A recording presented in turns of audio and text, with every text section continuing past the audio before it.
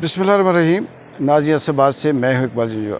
नाज़िम, बिल्कुल ऐसे ही है जैसे एक शख्स दिन रात मेहनत करके अपनी जो मुकाबले का इम्तहान है उसे पास करे।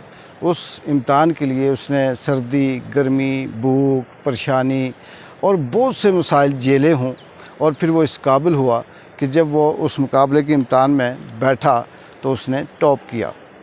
और जैसे ही उस शख्स ने अपनी सेल्फ मेहनत पे अपनी दिन रात की कोशिश करके वो इम्तहान टॉप किया और उसे अपना जो मिशन था उस पर सिलेक्ट हो गया और उसे जॉब मिल गई।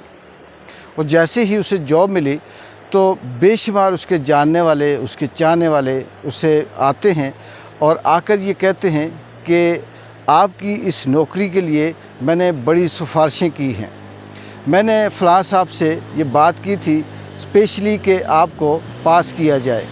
दूसरा आकर कहेगा मैंने आपके लिए ये वाली जद्दोजहद की। लेकिन वो शख्स जान रहा होता है कि उसके पीछे किसकी मेहनत थी और किसने कितनी सिफारिश की।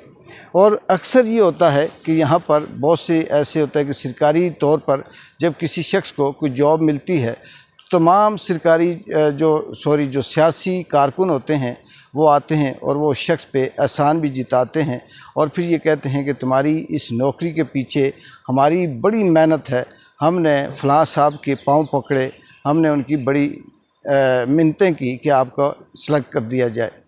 बिल्कुल यही वाली सूरत हाल इस वक्त पाकिस्तान के अंदर, जो हिंदुस्तान पाकिस्तान का ये जो मार्का हुआ, ये जो जंग हुई, ये जो लड़ाई हुई, इसमें हिंदुस्तान को बुरी तरह से शिकस्त हुई, पिट गया। और पाकिस्तान की एयर फोर्स ने 1965 की तरह 70 की तरह फिर से अपना लोहा मनवाया और वो टॉप पे रही। बाकी भी जो फ़ौजें हैं जिसमें नेवी की है, दूसरी जो हमारी ज़मीनी फ़ौज है, उनके भी अपनी अपनी जगह पे मेहनत की या उनकी भी कुर्बानियाँ हैं। लेकिन फ़ज़ाइया ने फिर से एक बार फिर वही MM आलम की याद ताज़ा करवा दी। लेकिन जैसे ही ये मामला ख़त्म हुआ तो कुछ ऐसे लोग अपने अपने बिलों से निकले और जो पूरे 4 दिन 6 दिन मुंह से एक लफ्ज़ नहीं बोला, एक ट्वीट नहीं किया, मोदी को कंडम नहीं किया, भारत का नाम नहीं लिया, हिंदुस्तान की जारियत, बर्बरियत, खिलाफ वर्जी पे कोई बात नहीं की। और अब एक आके टीवी पे ये कहता है कि ये प्लानिंग नवाज शरीफ साहब की थी, दूसरा कहता है ये फ़तह शहबाज शरीफ की है, तीसरा कहता है कि ये सब कुछ फ़लाँ जगह पे बैठकर मियाँ साहब ने तरतीब दिया, या इस तरह से अपने अपने जो क्रेडिट है वो लेने की कोशिश करते हैं। इससे बड़ा शर्म का मकाम, इससे ज़्यादा गिरी हुई और घटिया बात नहीं हो सकती कि जब इंडिया हमला कर रहा था उसने सारे मायदे तोड़े, इंटरनेशनल बॉर्डर क्रॉस की, उसने कश्मीरियों को तो खैर छोड़ें, कश्मीरी आपके आगे क्या बेचते हैं, और बाकी जो उसने सिंतास मायदा ख़त्म किया, आपके मुंह से लफ्ज़ नहीं निकला। और अब जब आपको पता चल गया तो तस्वीरें किसी की, क्रेडिट किसी का, मेहनत किसी की।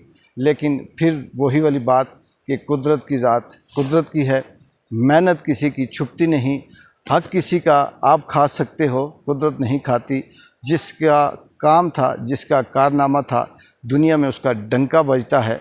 आप बेशक उसके ऊपर अपनी तस्वीरें लगा लें, उसके ऊपर अपनी कॉन्फ्रेंसें कर लें, उसके ऊपर अपना जो मर्ज़ी बयानिया दे दें, लेकिन फ़तह जिसकी है उसी की है और वही कल भी जीता हुआ था, आज भी जीता हुआ है। अगर यही हुक्मरान हैं, यही सोच है तो फिर 3 हरूफ भी हो सकते हैं। फिर इस मुल्क का आने वाली सियासत के अंदर अल्लाह ही हाफ़िज़ हो सकता है, जिन्होंने दौराने जहारियत अवाम की खैरियत तक न पूछी और जब वो जीत गए, जब अवाम ने अपनी कुर्बानियों से PTI के वो दहशतगर्द, PTI के वो मुल्क दुश्मन अपनी सोशल मीडिया पे बैठकर उन्होंने हिंदुस्तान को मुंह तोड़ जवाब दिया, हिंदुस्तान के बयानिए को नाकाम किया, हिंदुस्तान की सोशल मीडिया जलगार को फेल कर दिया और आज ये बैठकर यहाँ क्रेडिट ले रहे हैं। इससे बड़ी शर्म की और कोई बात नहीं। इकबाल जंजुआ को इजाज़त दें। अल्लाह हाफ़िज़।